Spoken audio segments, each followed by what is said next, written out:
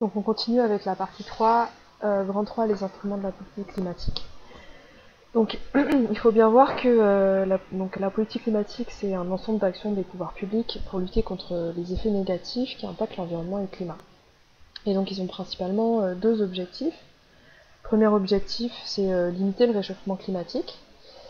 Et donc dans ce cadre-là, en fait, a été élaboré au niveau international, enfin au niveau des pays développés, le protocole de Kyoto dans les années 1997, qui est rentré en vigueur en 2005, et donc avait pour objectif de réduire les émissions de gaz à effet de serre, les émissions de CO2, de 5% pour les pays développés.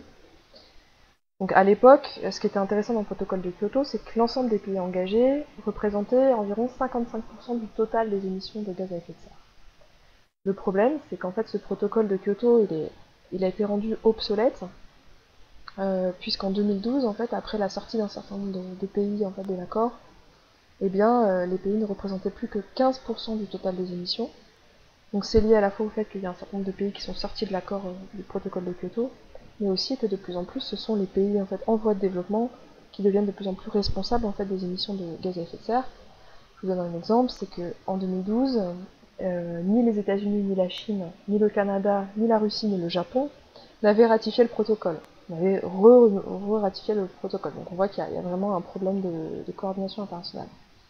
Du coup, pour pallier à ça, en fait, en 2015, il y a eu ce qu'on appelle l'accord de Paris, qui a été donc lancé à la suite de la COP 21 et qui a été ratifié par une majorité de pays. Donc ça, c'est le point très positif, c'est qu'il y a eu quasiment l'ensemble des pays qui ont ratifié l'accord de Paris.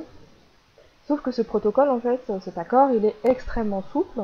Il n'y a aucun, contrairement au protocole de Kyoto où il y avait un objectif de 5% de réduction des émissions de gaz à effet de serre, là, il n'y a pas d'objectif chiffré. Et en fait, en gros, la devise, c'est un peu chaque pays doit contribuer à sa manière en fonction de ses possibilités. Et donc, il n'y a pas vraiment d'objectif contraignant, seulement que les pays doivent remonter tous les 5 ans leurs actions en fait qui sont mises en place. Donc ça, c'est au niveau international où est-ce qu'on en est en fait de la lutte contre le réchauffement climatique. Évidemment, donc les États-Unis sont sortis de l'accord de Paris en 2019, ce qui a déjà qui a montré un peu toutes les limites de cet accord. Donc ça, c'est vraiment l'objectif principal des politiques climatiques. Ça s'inscrit dans ce cadre-là, dans le cadre des protocoles de Kyoto puis de l'accord de Paris. Et on va voir du coup au niveau européen et français ce qui est mis en place en fait pour lutter contre le réchauffement climatique. Euh, donc pourquoi il y a une nécessité d'une intervention? Déjà, il faut voir, premier élément, c'est que l'environnement, c'est pas un bien privé, c'est un bien commun. Donc a priori, il appartient à tous. Et donc, le fait qu'il appartient à tous, c'est à la fois un effet bénéfique, mais en même temps, c'est un effet négatif. C'est-à-dire qu'il n'est pas exclusif, tout le monde peut y avoir accès, mais du coup, tout le monde peut aussi en bénéficier de manière gratuite, et donc fonctionner en fait gratuitement et sans limite dans ces ressources naturelles. C'est ce qu'on voit par rapport aux poissons notamment, donc on a un épuisement des stocks de poissons, et donc ça pousse effectivement à mettre ce qu'on appelle des limites, des quotas en fait sur les émissions de pêche pour essayer de limiter en fait eh bien, la ponction des ressources. La deuxième chose qui implique une intervention des pouvoirs publics, c'est le fait que eh bien, l'utilisation de l'environnement, la croissance, en fait, elle est source d'externalités négatives source d'externalités négatives notamment, et qu'il y a clairement une défaillance du marché en fait. On ne peut pas simplement se fier en fait au marché pour régler les problèmes environnementaux, puisque le marché ne prend pas en compte dans les prix les coûts environnementaux. Euh, Par exemple, une production en fait, mettons de voiture, eh bien le coût de la voiture est sous-estimé en fait lorsqu'il est vendu, puisque elle ne prend pas en compte en fait l'impact et le coût que ça va engendrer en termes de pollution et en termes sanitaires de l'effet en fait du pollueur. Donc ça c'est un problème. Donc déjà là on a une deuxième défaillance du marché. Et de la même manière, des comportements vertueux, par exemple des comportements quelqu'un qui trierait ses déchets ou qui limiterait en fait sa consommation de plastique, eh bien en fait il n'y a absolument rien pour le récompenser, donc de même les externalités positives ne sont pas du tout intégrées dans un système de rémunération et donc ne sont pas rétribuées. Donc là, ça implique du coup que les pouvoirs publics doivent intervenir pour pallier à ces défaillances de marché.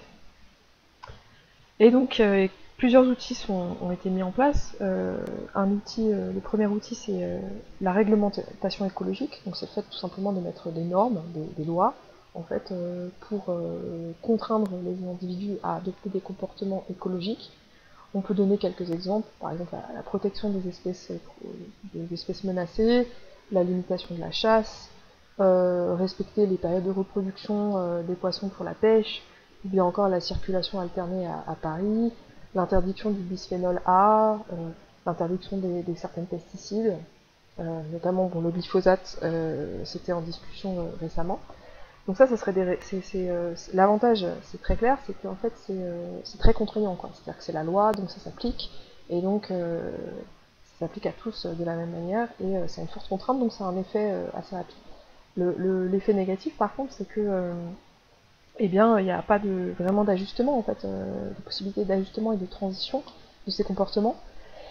Et donc c'est pourquoi il y a un autre outil en fait qui est mis en place qui s'appelle la fiscalité écologique, et qui consiste en fait à mettre en place une incitation économique pour orienter les comportements. L'objectif en fait c'est ce qu'on appelle d'internaliser les externalités, c'est-à-dire de internaliser, de prendre en compte dans le prix le coût des conséquences environnementales pour ces productions. Donc premier objectif, mais aussi donc on augmente, en fait ce qui va se passer, c'est que grâce au biais de la fiscalité, on va augmenter le prix d'un produit polluant, ce qui va avoir deux effets. Le premier effet, c'est tout simplement de diminuer en fait la consommation de ce bien-là, mais aussi de pousser les producteurs à aller produire d'autres biens substituables et plus écologiques. Et puis cette taxe, elle peut aussi permettre de financer en fait un certain nombre de mesures écologiques, comme le traitement des déchets, le recyclage, etc. Donc ça c'est vraiment le système d'un bonus-malus, quoi. Par exemple, si vous allez chez Ikea, vous achetez des meubles, et bien vous avez une taxe en fait écologique sur les produits. Donc quand vous achetez le prix, c'est-à-dire que le prix augmente, et cette taxe en fait elle va être utilisée pour notamment permettre de financer les déchetteries.